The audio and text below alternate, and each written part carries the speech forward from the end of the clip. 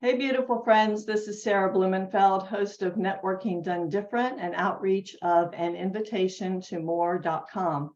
Today, I'm joined by financial advisor Paul Emig, who's going to talk to us both about some financial situations as well as business networking. Hey, Paul. Hey, Sarah, thanks for having me. Of course. So first of all, tell us how you got into financial advising and what you love about it. All right, so I got into it. It was a second career for me. Actually started almost 18 years ago when my wife and I found out we were expecting our daughter, who's about to go off to college.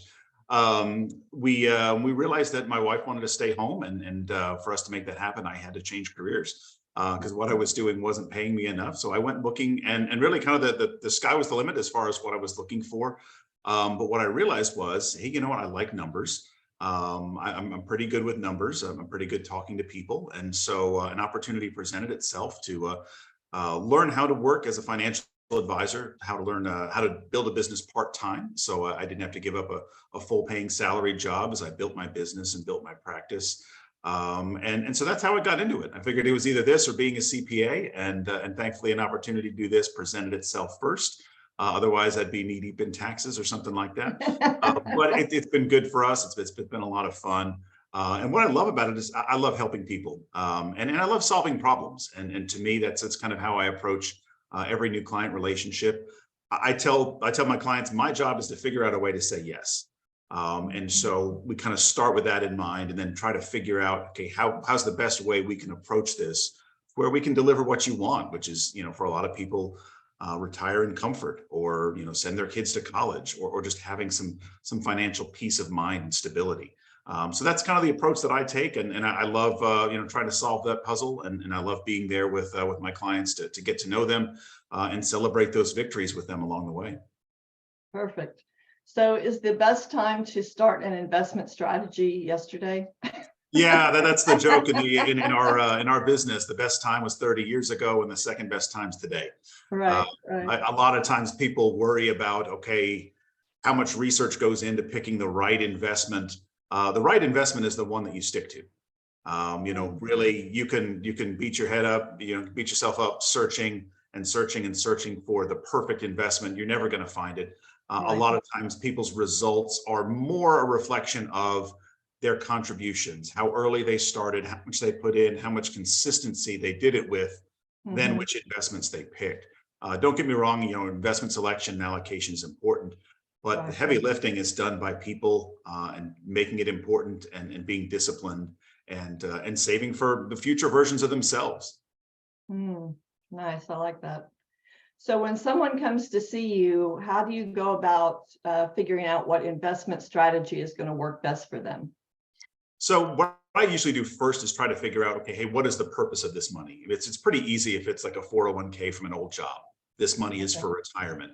In fact, there are some pretty significant tax consequences for using that for anything other than retirement. Right. And if that's the case, we look at, okay, how far away is that for retirement? How much do you have right now? Is this just a small part of your overall retirement portfolio, or is this everything? And from there, we can kind of figure out, when will this money be needed? And then we kind of work backwards from there. We try to figure out what's a good comfort level with risk, make sure we find something that has a reasonable expectation of growing over time, but is also not going to be so much of a roller coaster ride that people panic and want to pull out and do something different. Right. So that's really kind of trying to find that right sweet spot. But we always start with what is this money for, and what is the timeline? How soon will you need to have access to it? And then we kind of go backwards from there. And you mentioned college. Is there a special kind of fund for that? So 529 plans are really one of the best ways to save for college. The big reason is all of the growth inside a 529 plan is tax-free. Oh, nice. So everything you put in there and all of the growth that comes from it, you never pay a dime of taxes on any of the money, which is a very valuable tool for somebody who's saving. And they've adapted quite a bit the last couple of years to count not only for college, but you can use them for primary school, you can use them for secondary school, you can use them for test prep. In fact, a recent legislative change announced that now anything that's left over that's not used for college can actually be converted to a Roth IRA for the kids' own retirement. Oh, And wow. so we're very excited about that change because that's going to help a huge, large generation of kids actually start with something for retirement at an early age. And so yeah, we're very excited about that change. Oh, wow. Because they probably wouldn't think of that on their own. I know I didn't. I know I didn't, and I'll be the first to say, hey, I became a financial advisor in my late 20s. Yeah, my early and mid 20s, it was the farthest thing from my mind, saving Right. for retirement. And so yeah, I got as late a start as anyone, because it wasn't taught to me in school, Yeah. wasn't really taught to me much when I got my first job. And so, we kind of figured it out from trial and error or watching our parents. But yeah, I got a late start too because we just didn't know, and so that's kind of the Mhm. other thing is making sure that we educate families so that hopefully they educate their kids so when they enter the workforce, they're not making the same mistakes we do. Right. So the best time to start that sort of program is when your children are young, right? Yeah, I'd say as soon as you're collecting your first paycheck, and we've got clients that have kids that are bagging groceries or sweeping the floor at the movie theater, and they're 15 and 16. We can open Mhm. up retirement accounts for them. Parents have to be Mhm. on it until they're 18, but at least they're putting something away that has a lot of time to grow, a lot of Yeah. time to compound and really help them out. Yeah, and it's just a good habit to get into, right? Not just, okay, I got my paycheck, I'm going to go blow it all. Yeah, exactly. It really is a great habit to get into. You're exactly right. Not only are you helping yourself down the line, but yeah, you are building an important habit, that hopefully carries over in other aspects of your life, sacrificing a little bit now for something much bigger later. I tell my clients, you're never going to be mad at me for having more money at retirement. You're never going to be mad at yourself for kind of foregoing something 20 years ago to have it now. Yeah, Yeah. yeah. Oh, that's great. I love that. Paul, why do I have so much money? Yeah, exactly. Well, and we can give some Never away if you have. want. Oh my goodness. So in order to start a retirement account, do you have to have a job? So you have to have earned income or be married to somebody who does. Okay. That's if you want to open up a qualified retirement plan. And what we mean by that is something that has some tax benefits here and now. Something like a Roth IRA, which allows, much like a 529 plan I mentioned earlier, all of Mhm. the growth to be exempt from federal income taxes. Okay. That's huge, especially if you're contributing to it early and doing it for decades. That's decades of growth that's tax free. So no matter who the president is 40 years from now, some kid who's in middle school right now, that nothing else is certain, but you won't pay taxes on anything coming out of your Roth IRA. That's huge. Yeah. To have a plan like that, you have to have earned income or be married to somebody who does. But even if somebody doesn't have income, we can still pick some investments that are going to grow over time. It's just that they may not have the same tax benefits, shielding the growth from taxes, if they don't have earned income. Okay. Okay. Before we move on to insurance, is there anything else you want to say about investments? I will say that it's something that's kind of a temptation to resist, in this media age is be mindful of the media sources that you're getting your information from, and Mhm. what is the purpose of the information they're trying to share. A lot of Yeah. times media, especially 24-hour news media, whether it's liberal or conservative, they're aiming for clicks, they're aiming for audience, and so if it bleeds it leads. They're always going to try to sell fear because that's what gets people to tune in most. But Mhm. usually people who kind of are managing their portfolio or even their investment behavior, because of fear that's peddled to them from a 24-hour news channel, don't have good results. Right. Really, this is something that you need to have the discipline to commit to stay in long term, no matter what's going on in the world, because something's always going on in the world. Right. Something always has gone on. If you look back at the entire stock market, going back all the way to the Great Depression, Mhm. every year there's a reason not to invest. Every year there's a reason to pull out and say, hey, not now, not this year. And yet, if you Mhm. stay the course, history shows us you've had great results. So things will continue to happen in the world. Stay invested anyway. So keep up that discipline and just be mindful of the sources that you're getting your advice from. Mhm. A lot of times they're just trying to sell ads, and they're not trying to give you good advice. They're just trying to get you to stay tuned. so that they can get paid by the advertisers. So that's kind of my personal soapbox is just, don't be so afraid. Things are going to happen. Over time, people who stay the course are the ones that have the best results. Well, that's excellent advice. And not paying attention to the news channels is overall excellent advice. I don't think there's 24 hours of news in the day. I think there's maybe 2 hours of news and 22 hours of opinion. And so we just got to be mindful of that. All right. Talk to us a little bit about life insurance. Absolutely. So life insurance is a very affordable way of protecting a paycheck for somebody who would miss it. I tell people, if you're young, if you're not married, if you don't have kids, no one would miss your paycheck. People would miss you, certainly, but no one would miss your paycheck. You probably don't need life insurance. But if somebody would miss your paycheck, if you are a sole breadwinner for a family, or if you're a husband and wife in a 2-income household that has raised their standard of living because both of you are working, that lifestyle is unsustainable if something happens to one of you unexpectedly. And life insurance is a very affordable way, a lot more affordable than people think, to protect that. Now, the hope is we don't use it, right? I tell my, when I do presentations on life insurance, I say, hey, I've got this much coverage, and I hope my wife doesn't get any of it. Right. Because I hope I'm still here, right? The goal is to still be here when I reach retirement. Life insurance is the just in case. And so I tell people, if you reach that point of retirement, to where you've replaced your paycheck with your retirement savings, great, that's the goal. We celebrate that. You don't need life insurance at that point, because if something happens to you, your paycheck's already replaced with your retirement savings. So really it's that kind of bridge through the working years until you're self-insured, until you're financially independent. And that's really why it does kind of go hand in hand with retirement savings, is hopefully we're kind of working on both and getting you to the same place. But life happens, and sometimes, the unexpected does happen. And, we do have to pivot, and having insurance does allow families to at least maintain their standard of living, not have to make any panic decisions when the unthinkable does happen. Right. Well, I can personally testify to this, because when my first husband passed, if that life insurance that he had was not in place, my son and my life would be completely different than what it is. I imagine so.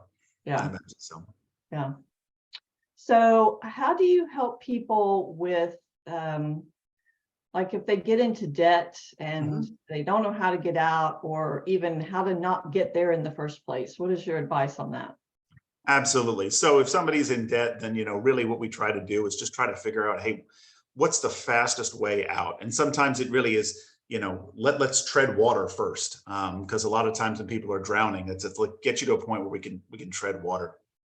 Ideally the kinds of debt that are on that really we should stay away from is high interest credit card debt, especially things that, have like 20-30% interest, which, you will find, especially on like retail credit cards. I usually try to steer people away from those unless you have no credit and you're trying to establish credit for the first time. Sometimes the only credit card you can get is a Best Buy or a JCPenney's card or something like that. Right. So the way to stay out of it is, of course, number one, try to buy anything that you can't afford or that you can't pay back immediately. Or two, if you are having to borrow on a credit card, use it just for emergencies. If something happens, if you get sick and you need to pay hospital bills, or if you need to fly across the country to see a sick relative, or if you need a really expensive house or car repair, ideally that stuff you have saved money in an emergency fund for, which I'll talk about in a second. But if not, credit cards can sometimes help you out in a pinch. There's no need to put a vacation on a credit card. I mean, that just doesn't make sense. And I know we're in a society where immediate gratification is the norm. And so just to kind of keep up with the Joneses, we feel like we have to do that. We feel like we're entitled to it. But often we end up paying quite a bit for those things. So one of the ways kind of to avoid that is to try to have an emergency fund. I usually tell people that's a couple different tiers. The first tier, have $1,000 in your own bank, something that you can get to in half an hour if you need it. That's for the stuff that is going to happen. You just don't know when, right? You don't know when you're going to blow out a couple tires and have to get new tires tomorrow, right? And so having at least $1,000, it's the first line of defense. and it's going to sit there in your bank and it's not going to earn any money, but that's not what we're asking it to do. We're asking it to be there immediately if we need it. Then after that, we usually try to work on building people up to maybe a goal of $5,000 or $10,000 in savings for those things that, maybe we might see coming a little bit. So if we need to know it's there, but maybe not access it right away, we can make some changes and move there. And then ultimately, I think what gets people to a point of being financially bulletproof is having 3 to 6 months of income or 3 to 6 months of expenses set aside in kind of a true emergency fund. But sometimes it's baby steps, especially for somebody who does have a lot of credit card debt. Let's get you to $1,000, and then let's focus on paying off those debts. And when those debts are paid off, then maybe we start working on kind of step 2 of a good emergency savings. I was surprised when I learned that as far as your credit report goes, the percentage of your available credit line that you're actually using should be no more than like 1/3, and it counts like a huge amount in your credit. It's like a big amount. Yeah, absolutely. So the biggest part of a credit score is are you paying back the debt, and are you paying it back on time? That's the biggest part. But yeah, I think the next biggest part is how much of the credit that's been extended to you are you using? So if you've got this $10,000 limit and you're always up at 8,000 or 9,000, it is going to damage your credit score. So I know, yes, you can probably raise that credit score by raising your limits, but sometimes, especially if you're not the right person, you're asking for trouble. And, exactly. At that point, the goal is not to get a higher credit score. The goal is to stay out of debt.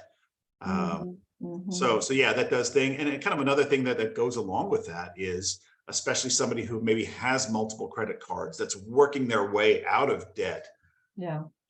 Don't close a card after you've paid it off. Because what that will do is that'll do 2 things that are detrimental to your credit score. Number one, it will lower that overall credit limit and the percentage of debt that you have to your overall credit limit. But also the best thing that people can do to build good credit is to have a long, unbroken credit history with 1 or 2 creditors. So I always tell people, your oldest credit card, keep it, take good care of it, pay it on time, because that long history is really important. So if you go and close a bunch of cards, a lot of times you're taking a big step back in your credit report on your credit score, because you're breaking up that uninterrupted history. Oh, wow. Well, that's good. That's a good clue there. Do you have any other great clues like that?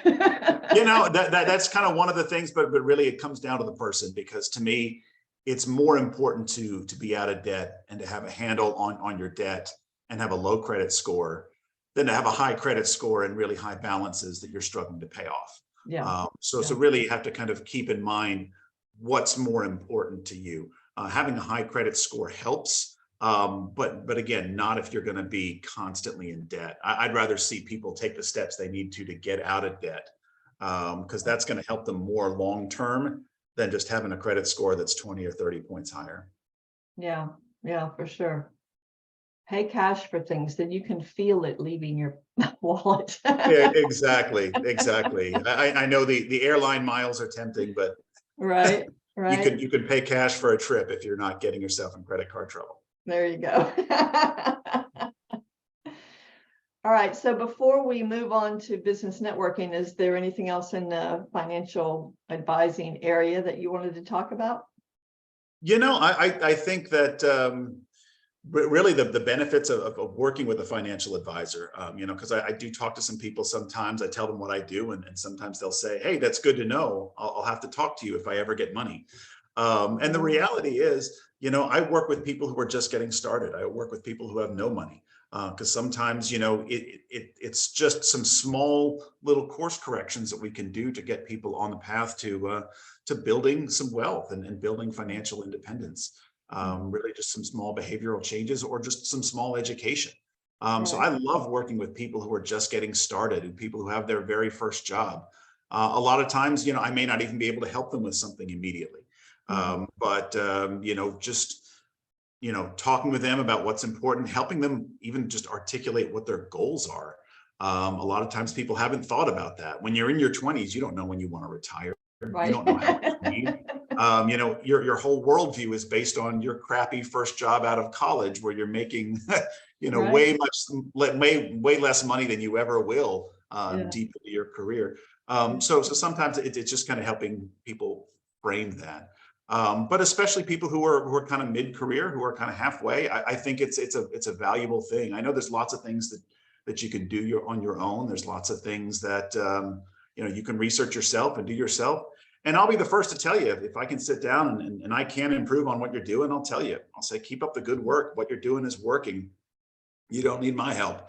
But a Mhm. lot of times, sometimes just sitting down with somebody who's not going to judge you, Yeah. who's going to help you kind of articulate what you want, and who's going to help you get to that yes, help you figure out a way to accomplish what you want. And your 18 years of experience, right, it Mhm. gives you such a vast realm of knowledge that someone without that, they don't know what they don't know.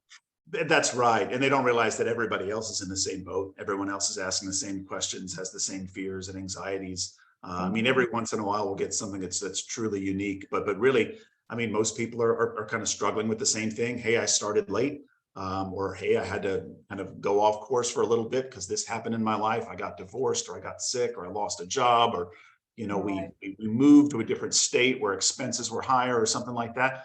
Yeah. It happens to all of us. And, the best thing we can do is hey, let's kind of adjust. Let's figure out what it takes to get back on course Yeah. um, towards accomplishing those goals. Yeah. Instead of just saying, oh, well, there's no point now. Exactly. I'll die in my Don't do day. that. I'll just do that. And hey, if you want to keep working, I've got plenty of clients who are retirement age who will probably never stop working, Yeah. just Yeah. because they love it. And Right. that's what gives them fulfillment and keeps them engaged. And I say, Yeah. hey, that's fantastic. My job is to get you to a point of financial independence. So if Yeah. you reach a point to where you can't work anymore because of your Right. health or a disruption in your industry, Yeah. that you're okay. Mhm. And I think it gives you some freedom to where, hey, I don't have to work.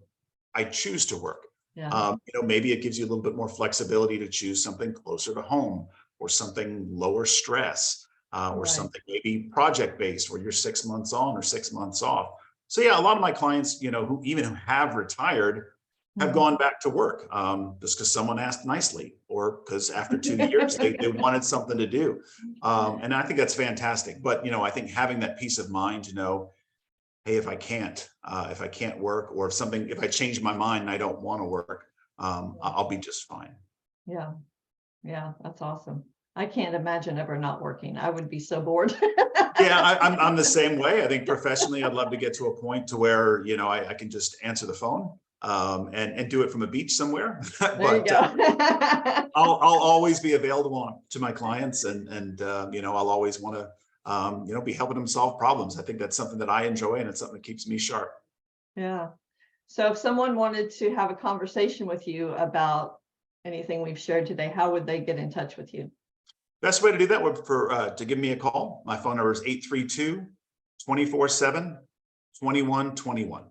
So pretty easy to remember. You can give me a call. You can text me at that number.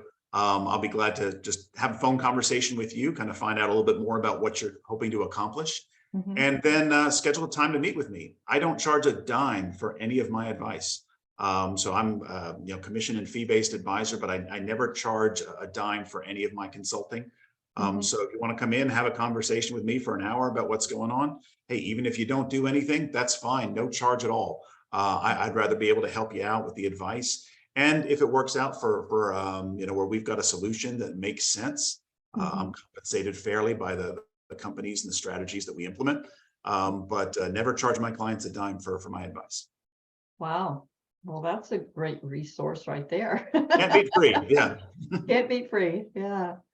All right. So let's switch gears a little bit. I Yeah. know you've had a business networking group for, I don't know how many years, and just kind of morphed Yeah. a little bit over time. It So has. It let's talk has. about that. Absolutely. So when I was starting my career and kind of transitioning from helping people part-time, to working full-time, really I was looking for some extra activity in the daytime. But I also wanted to get to know other members of the business community. Mhm. And so my reasons for doing that have kind of changed a little bit over the years. First, kind of just wanted to get out and talk to more people. And now I realize that there's so many values in just kind of building a good referral partnership with other business owners and other entrepreneurs. One is marketing. Obviously, the more people that know what you do, the more people you can reach. And the more people that trust you and realize you can help people, the more referrals you're going to get. But Right. even beyond that, there's great value in having a community that understands what you're going through, that understands that sometimes it can be difficult to run a small business. That, hey, you know what, we don't get vacation the way people at NASA do. We don't get 2 weeks paid time off. Right. We always do have to answer our phones. We're working every day, sometimes late in the day. So having a support group is very helpful. One of the things that I've really realized over the years for myself is just the value of having people that I trust that I can refer my clients to. Yeah. There's a lot of industries where, hey, I might kind of lead right up to the edge, but then, hey, I don't do taxes. I don't do estate planning. There's some things where, I don't lend money. So I'd have to connect you with a banker, with a mortgage pro, with an estate attorney, a CPA. And so having people that I know, that I trust, that'll take good care of my clients, it adds tremendous value to my business because my clients know they can come to me and I've got a professional recommendation that's going to take good care of them. So Yeah. I'd encourage anybody who's starting a business to really focus on being a concierge for their clients. It's a tremendous value add to any business, not just an advice business like mine. Right. But if people know that they can come to you for a connection or a recommendation, whatever it is you do in your business, it's going to have tremendous value. And again, being able to pass referrals to other professionals, it comes back to you. It absolutely does. It comes back to you in the form of referrals, sometimes when you need it most. I love that collaborative approach. I love sometimes when I'm able to pass a client on to talk to another professional, or sometimes we're able to kind of tag team and work on the same problem just from different angles professionally. Right. It's a win-win all around. Well, that's very cool. And I totally agree with you. I've been in networking for a long time, Yeah. 18 years, something like that. Right, right. And it is tremendous. And one of the things I most enjoy about it is that collaboration and building these relationships that then you can be a good resource for your clients. Absolutely, absolutely. So at this point, this group is monthly, correct? It is. So a little bit of background on the group that we had started. This group called Bay Area Referral Network. It started out, just kind of out of selfishness, in a lot of industry exclusive groups. And what I mean by that is groups where there's only one financial advisor in, one realtor in. They limit it to one seat per industry. Yeah. Financial advisor is one of the first seats taken, as I imagine realtor is as well. Realtor is as well. And so, I had joined some other groups that I really liked where I could only talk about insurance. I could never talk about investments. And so I went looking for opportunities to be able to have a group where I could talk about the full breadth of what I can do and what I can do for clients. And so I found a group at the time, was a group called My Referral Network. It was a chapter of a larger group similar to BNI that started in North Houston. And so they were looking to expand southward. And so we started up a chapter in Friendswood. Did it for about 6 months. And then the kind of corporate organization decided to go in a different direction. But we were left with a pretty good group. So we rebranded and kind of started as Bay Area Referral Network. And that was about a decade ago. Wow. So we, kind of kept the one person per industry rule. And we met weekly for lunch, just to connect, just to continue to educate people on what we do and what would be good referrals for us.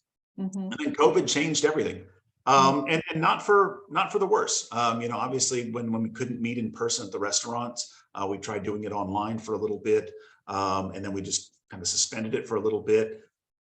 And then a funny thing happened is that I got busier, I think in the pandemic. And I think that just a lot of things were going on in 2020, in 2021, especially in the financial markets.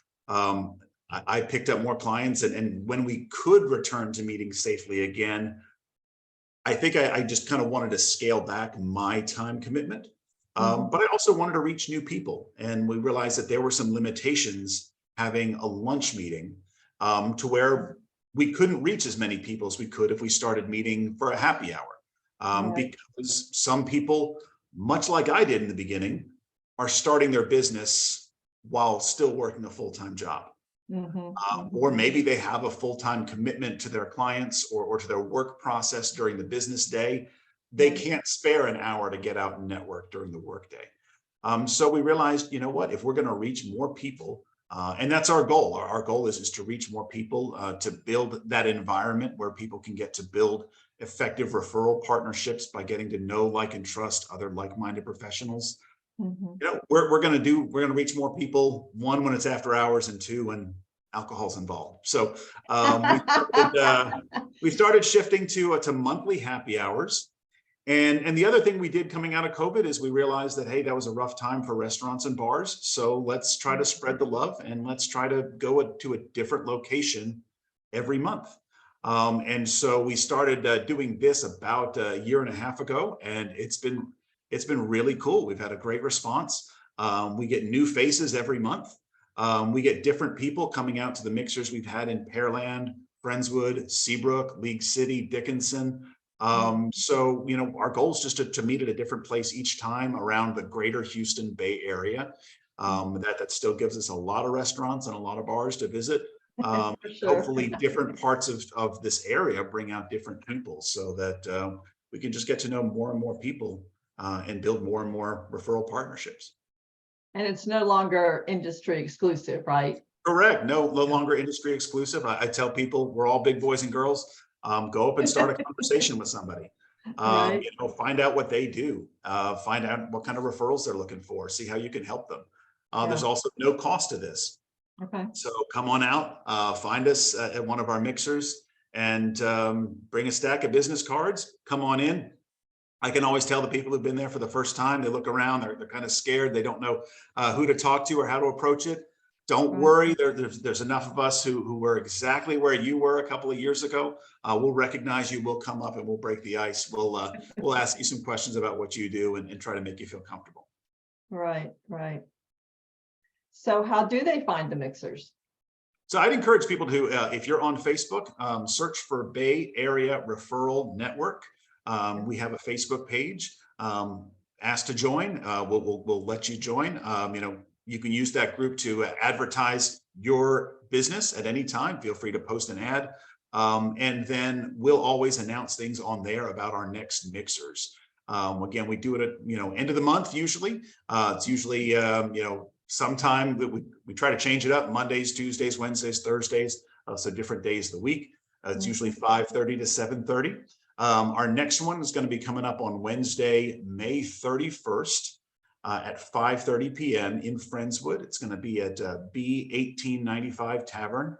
Used to be the Brasserie 1895, right there on, I don't know, I think it's not Broadway at that point, but it's a 518 in Friendswood. But everyone's welcome. Just come on by. I think in June we are going into Pearland. We try to announce our venues about once a quarter, so we always have 2 or 3 in advance. But yeah, if you've got a business to promote, so if you're a business owner, if you're a solo entrepreneur, if you're a marketing director or a sales director of a company, and you just want to spread the word about what you're doing, come on out. We'd love to meet you. We'd love to hear about what you're doing. Cool. That's awesome. Business networking is just so important. I think it's underrated. It really is. It's the gift that it keeps on giving. Yeah. And you know, even when it's working well, it's probably only about 25% of you know, kind of the business I generate comes from that. I mean, you still, if you're starting a business, you still have to go out and network your business and market your business through traditional means. You know, only you know what that is for your industry. But I can say it's really nice having at least 25% of that coming in without much effort on my part, just because I've gone out and had lunch with people, had drinks with people, started up conversations, built friendships. I mean, that's the easy part, and that's the really enjoyable part. So it's far from really getting in the trenches and doing the dirty work. It's the fun part of having your own business. So I'd say anybody who hasn't taken advantage of that, you're really missing out. Good, yeah. The friendships are a great part of it as well. I know Absolutely. when my husband and I were part of so many networking groups, and then Mhm. I got away from it as he was going through cancer. And Mhm. then when I came back, they're like, "Oh, Sarah." Right. And it was like, oh, Exactly. You it realize really meant a the lot. value of those friendships, right? Yeah, yeah, yeah. They continue. That's pretty cool. Mhm. Indeed. All right. Anything else you'd like to share as we wrap up? No, that's it. I really appreciate you taking the time to invite me to Oh, talk about this. You talking about some things that I love. My business and networking. I'd